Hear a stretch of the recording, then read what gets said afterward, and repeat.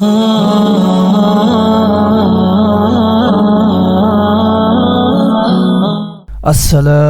আলাইকুম রহমতুল্লাহ। প্রিয় পিসফুল ইসলাম চ্যানেলের সম্মানিত দর্শকবৃন্দ, আশা করছি আপনারা সবাই ভালো আছেন।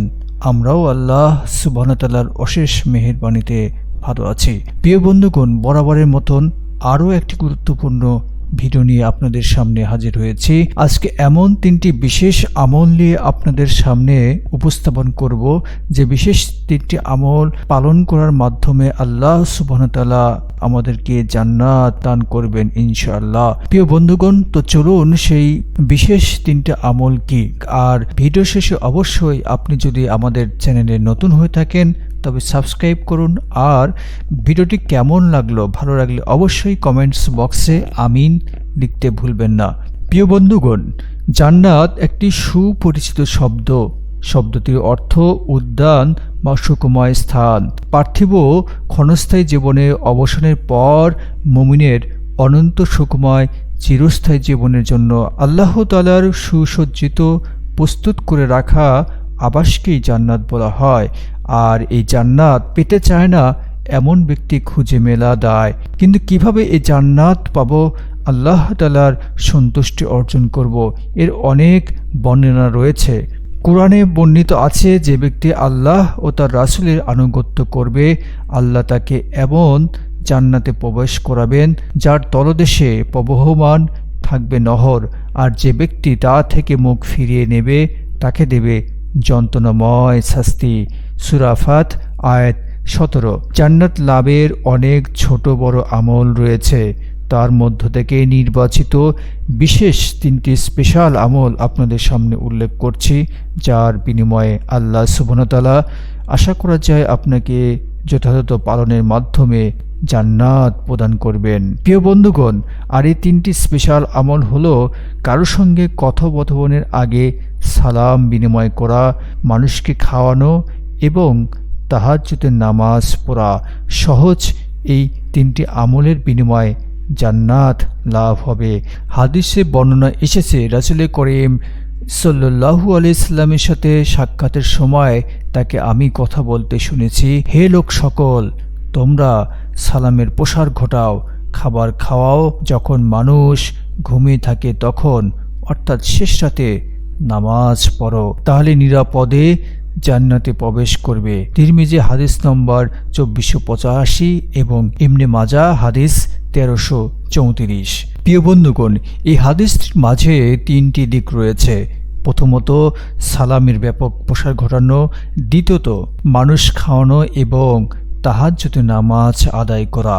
বন্ধুগণ, সালামের মাধ্যমে মুসলিম ভ্রাতৃত্বের বন্ধন সুদৃঢ় হয়, হিংসা বিদ্বেষ দূর হয়, এতে আল্লাহ সুবহানাহু ওয়া তাআলার কথা স্মরণ হয়। সালামের মাধ্যমেই মুসলিম ভাইয়ের প্রতি ভালোবাসা সম্প্রীতিও প্রকাশ ঘটে। সালাম মুসলিম ভাইয়ের জন্য সর্বোত্তম দোয়া। হাদিস শরীফে এসেছে, প্রথম সালামদাতা অহংকার থেকে মুক্ত।